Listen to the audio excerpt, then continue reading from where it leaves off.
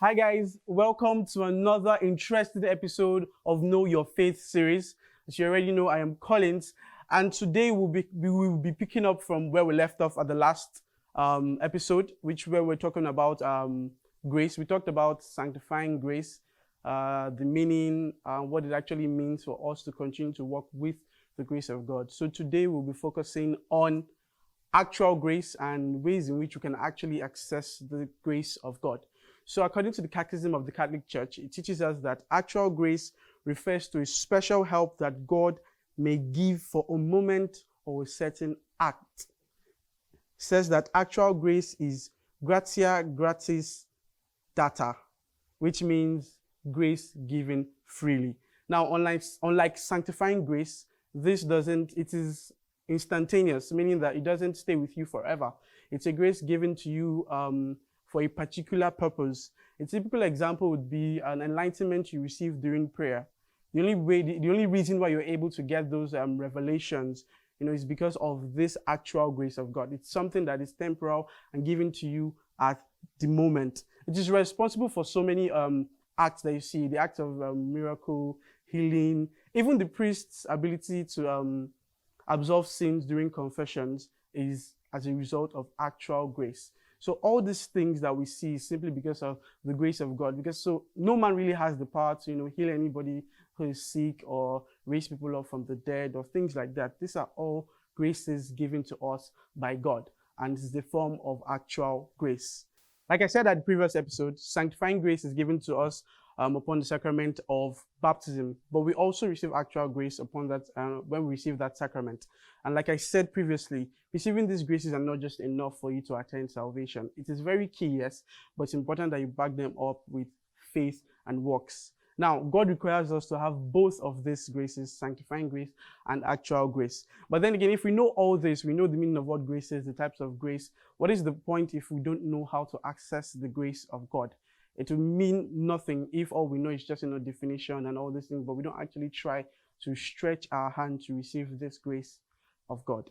So it's important that we know that grace is the basis for a lot of things for us as Christians, like I said in the previous episode. St. Paul, in his letter to the Corinthians, in 1 Corinthians chapter 1, verse 10, says, "By the grace of God, I am who I am," meaning simply that our identity is simply because of the grace of God. There's a popular song, I know who God says I am, what he says I am. And this is just showing us that it is simply because of the grace of God that we identify as Christians. St. Paul also, in another letter to the Romans, in Romans chapter 5, verse 12, says, "This grace is what we stand on." He's referring to the fact that we can actually stand to, communicate with God, like I said in the previous episode. This is the grace that makes us, as sinners, to come before God, to still have that, genuine conversation with him.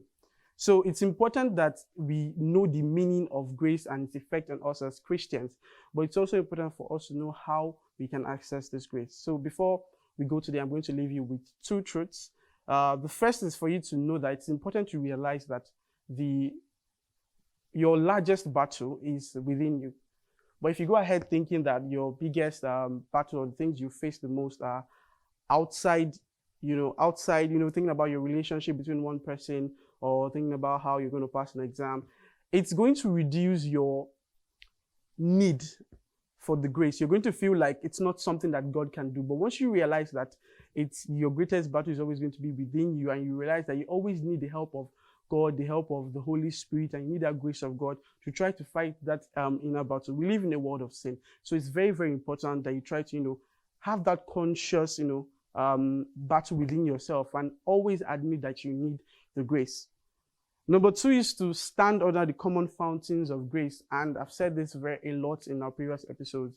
You need to go for, attend Mass regularly, receive the Holy Eucharist, go for confessions, join a pious society, try to make something out of your Christian life. I'm not just saying out of your day-to-day life, but try to make something out of your Christian life, because it's only when you stand under this fountain of graces that you will be able to receive grace. So remember, as grace is stated, grace is given freely, it is not deserved, and cannot be earned. You can only back it up through faith and works. So that's it for today's episode. Our question for today is, you can please let us know if in recent times or whenever you've felt the grace of God in your life and how it affected you. So please let us know in the comment sections. All right, thank you guys so much for joining us on another interesting episode of Know Your Faith series. Please don't forget to like, share, and subscribe to our channel or Dominican Media Presents on YouTube. You can also visit our website www.dominicanmedia.com.ng to support us. And until I come your way next time, be bold and be Catholic.